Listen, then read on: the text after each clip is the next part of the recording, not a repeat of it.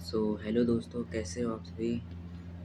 स्वागत है आपका हमारे यूट्यूब चैनल पर। तो आज की कहानी है शिव जी और मार्कंडेय ऋषि की अमर भक्ति पर। बहुत समय पहले एक महान ऋषि थे जिनका नाम था मार्कंडेय ऋषि। उनकी पत्नी का नाम मरुदमती था। दोनों भगवान शिवा के परम भक्त थे, लेकिन उनकी कोई संतान नहीं थी। संतान प्राप्ति के लिए उन्होंने वर्षों तक कठोर तपस्या की। उनकी भक्ति से प्रसन्न होकर भगवान शिव प्रकट हुए और बोले, वत्स, मैं तुम्हारी तपस्या से बहुत प्रसन्न हूँ। मांगो, क्या वरदान चाहते हो।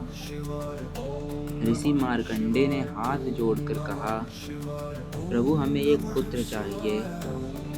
तब भगवान शिव ने कहा, तुम्हारे सामने दो विकल्प हैं। पहला, एक अत्यंत बुद्धिमान, तेजस्वी और महान पुत्र, लेकिन उसकी आयु केवल 16 वर्ष होगी। दूसरा, एक साधारण पुत्र जिसकी आयु बहुत लंबी होगी। सोचकर निर्णय लो। ऋषि और उनकी पत्नी ने विचार किया और बोले, प्रभु, हमें महान और गुणवान पुत्र चाहिए, चाहे उसकी आयु कम ही क्यों ना हो। भगवान शिव ने तथास्तु कहा और अंतर्ध्यान हो गए। कुछ समय बाद उनके घर एक सुंदर बालक ने जन्म लिया। उसका नाम रखा गया मार्कंडेय। मार्कंडेय बचपन से ही अत्यंत बुद्धिमान और शिवभक्त था। वह हर दिन शिवलिंग की पूजा करता, मंत्र जपता और ध्यान करता। धीरे धीरे वह बड़ा होने लगा, लेकिन उसके माता पिता हमेशा उदास रहते थे, क्योंकि उन्हें पता था कि उसका जीवन केवल 16 वर्ष का है। जब मार्कंडेय 15 वर्ष का हुआ, तब उसने अपने माता पिता की उदासी का कारण पूछा।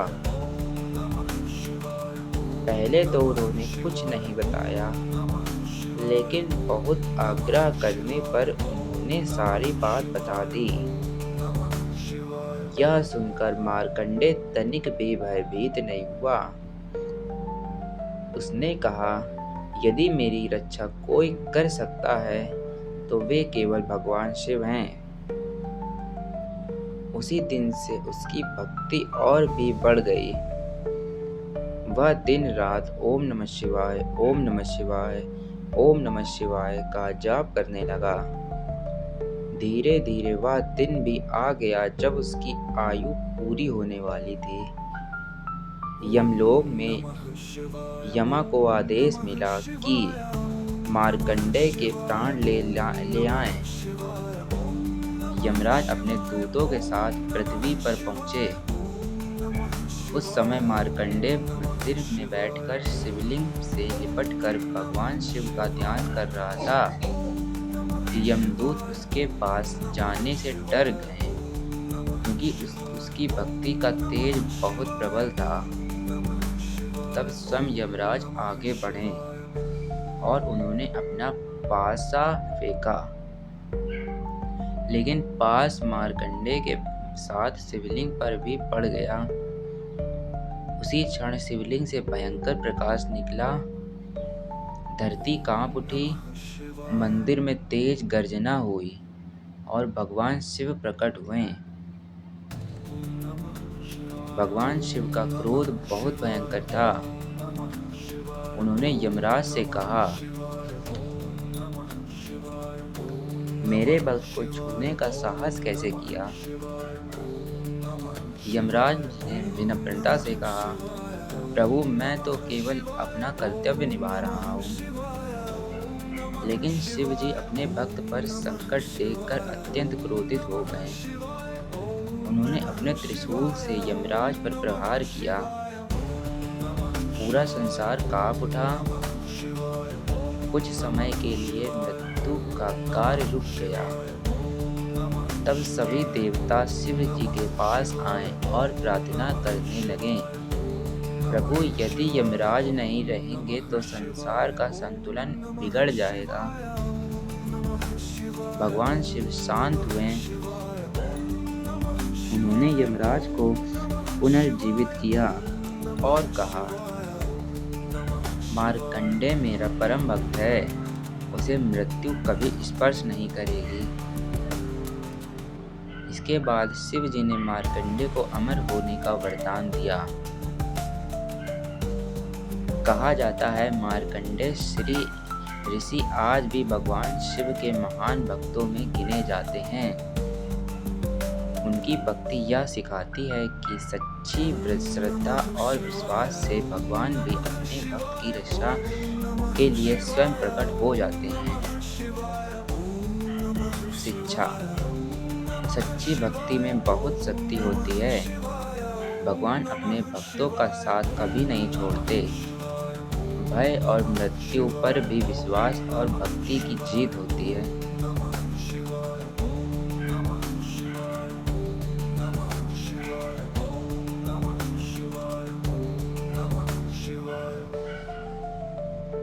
आज इस भाग की दूसरी कहानी भगवान शिव और रावण की घमंड तोड़ने वाली कथा। बहुत समय पहले रावण नाम का एक अत्यंत शक्तिशाली राक्षस राजा था। वह लंका का राजा था और बहुत बड़ा विद्वान भी था। उसे वेदों और शास्त्रों का गहरा ज्ञान था, लेकिन उसके अंदर एक बहुत बड़ी कमी थी, उसका घमंड। रावण भगवान शिव जी का परम भक्त था। वह रोज शिव जी की पूजा करता और उन्हें प्रसन्न करने के लिए कठोर तपस्या करता। एक बार रावण ने निश्चय किया कि वह भगवान शिव को प्रसन्न करके अपार शक्ति प्राप्त करेगा। वह हिमालय के घने जंगलों में गया और कठोर तपस्या शुरू कर दी। सालों बीत गए, फिर भी जब भगवान शिव प्रकट नहीं हुए तो रावण ने अपना एक सिर काटकर शिव जी को अर्पित कर दिया। उसके 10 सिर थे। हर 1000 वर्षों के बाद वह एक सिर काटकर चढ़ाता गया। जब वह अपना 10वां सिर काटने ही वाला था, तब पूरी धरती कांप उठी। आकाश में तेज प्रकाश फैल गया और भगवान शिव प्रकट हुए। शिव जी ने कहा, रावण, मैं तुम्हारी भक्ति से प्रसन्न हूँ। मांगो, क्या वरदान चाहते हो? रावण ने कहा, प्रभु मुझे ऐसी शक्ति दीजिए कि कोई मुझे पराजित ना कर सके। भगवान शिव ने उसे महान शक्तियां और दिव्य अस्त्र प्रदान किए। साथ ही उसे चंद्रहास नाम की दिव्य तलवार भी दी। लेकिन शक्ति पाने के बाद रावण का अहंकार और बढ़ गया। वह स्वयं को तीनों लोकों में सबसे महान समझने लगा। एक दिन रावण अपने पुष्पक विमान से कहीं जा रहा था। रास्ते में उसे कैलाश दिखाई दिया। वही भगवान शिव जी का निवास स्थान था। नंदी जी ने रावण को रोका और कहा, यह भगवान शिव की तपोभूमि है। यहाँ कोई भी शोर या अहंकार नहीं कर सकता। रावण को यह बात बुरी लगी। उसने क्रोध में नंदी जी का अपमान कर दिया। फिर वह बोला, मैं इतना शक्तिशाली हूँ कि पूरे कैलाश पर्वत को उठा सकता हूँ। घमंड में आकर रावण ने अपने दोनों हाथ पर्वत के नीचे लगाए और पूरी ताकत से कैलाश पर्वत उठाने लगा। पूरा पर्वत हिलने लगा। देवता डर गए। माता पार्वती जी भी चिंतित हो गईं। तब भगवान शिव मुस्कुराए। उन्होंने बस अपने पैर का अंगूठा हल्का सा पर्वत पर दबाया। अचानक कैलाश पर्वत का भार हजारों गुना बढ़ गया। रावण का हाथ पर्वत के नीचे दब गया। वह दर्द से जोर जोर से चिल्लाने लगा। उसकी चीखों से तीनों लोग कांप उठे। कई वर्षों तक रावण वहीं फंसा रहा। तब उसने अपनी गलती का एहसास हुआ। उसने भगवान शिव की स्तुति करनी शुरू की। कहा जाता है कि उसी समय उसने महान शिव तांडव स्तोत्रम की रचना की। उसकी भक्ति और पश्चाताप देखकर भगवान शिव प्रसन्न हो गए। उन्होंने रावण को मुक्त किया और कहा, रावण, शक्ति महान होती है, लेकिन घमंड विनाश का कारण बनता है। रावण ने हाथ जोड़कर क्षमा मांगी, लेकिन समय के साथ उसका अहंकार फिर बढ़ गया और अंत में यही घमंड उसके विनाश का कारण बना। शिक्षा। अहंकार सबसे बड़े शक्तिशाली व्यक्ति को भी गिरा सकता है। सच्ची भक्ति में विनम्रता होना जरूरी है। भगवान हमेशा भक्त का कल्याण करते हैं, लेकिन घमंड को कभी स्वीकार नहीं करते। भस्मासुर और भगवान शिव जी की कथा। बहुत समय पहले एक शक्तिशाली असुर था, जिसका नाम था भस्मासुर। वह बहुत महत्वाकांक्षी था और दुनिया का सबसे शक्तिशाली प्राणी बनना चाहता था। उसे पता था कि यदि भगवान शिव प्रसन्न हो जाएं, तो कोई भी वरदान मिल सकता है। इसलिए उसने शिव जी को प्रसन्न करने के लिए कठोर तपस्या शुरू कर दी। भस्मासुर घने जंगल में चला गया। उसने कई वर्षों तक भोजन और पानी त्याग दिया। वह दिन रात केवल ओम नमः शिवाय, ओम नमः शिवाय, ओम नमः शिवाय का जाप करता रह गया। धीरे धीरे उसकी तपस्या इतनी कठोर हो गई कि देवता भी डरने लगे। पूरा वातावरण उसकी ऊर्जा से कांपने लगा। आखिरकार भगवान शिव उसकी भक्ति से प्रसन्न होकर प्रकट हुए। शिव जी बोले, भस्मासुर, मैं तुम्हारी तपस्या से प्रसन्न हूँ। मांगो, क्या वरदान चाहते हो? भस्मासुर बहुत चालाक था।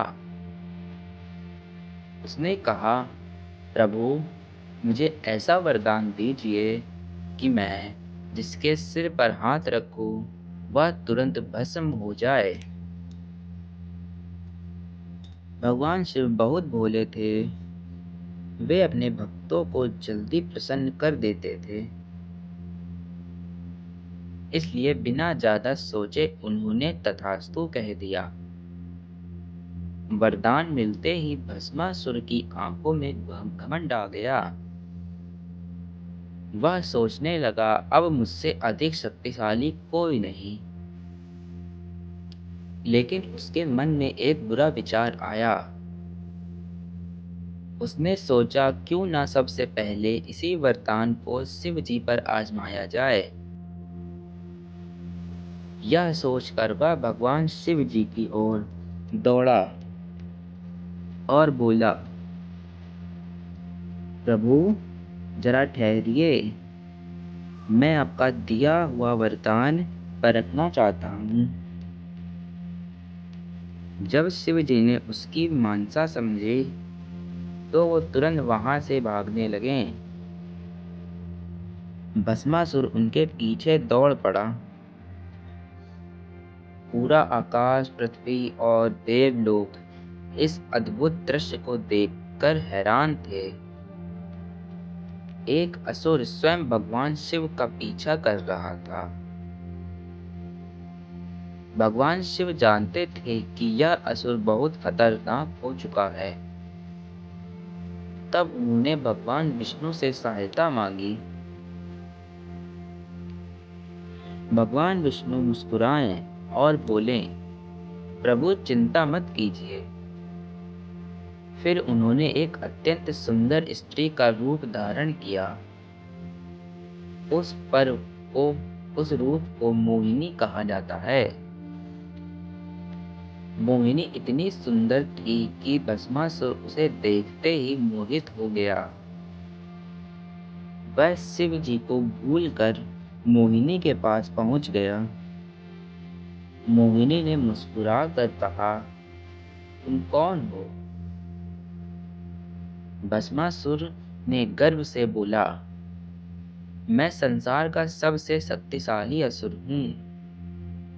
मोहिनी बोली, यदि तुम सचमुच इतने शक्तिशाली हो तो पहले मेरे साथ नृत्य करके दिखाओ। भस्मासुर तुरंत तैयार हो गया। नृत्य शुरू हुआ।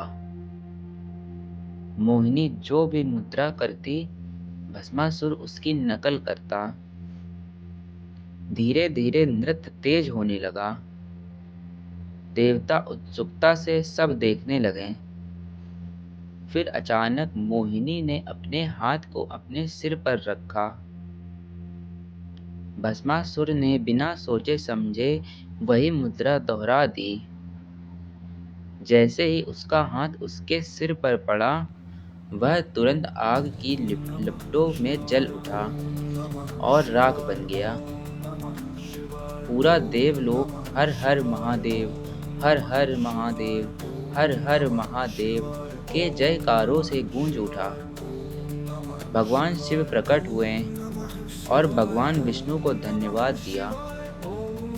तब शिव जी ने कहा, शक्ति हमेशा बुद्धि के साथ होनी चाहिए। केवल शक्ति विनाश का कारण बनती है। शिक्षा, घमंड और बुद्धि सोच अंत में विनाश लाती है। घमंड और बुरी सोच अंत में विनाश लाती है। शक्ति का उपयोग हमेशा अच्छे कार्यों के लिए करना चाहिए। बुद्धि और विवेक सबसे बड़ी ताकत है।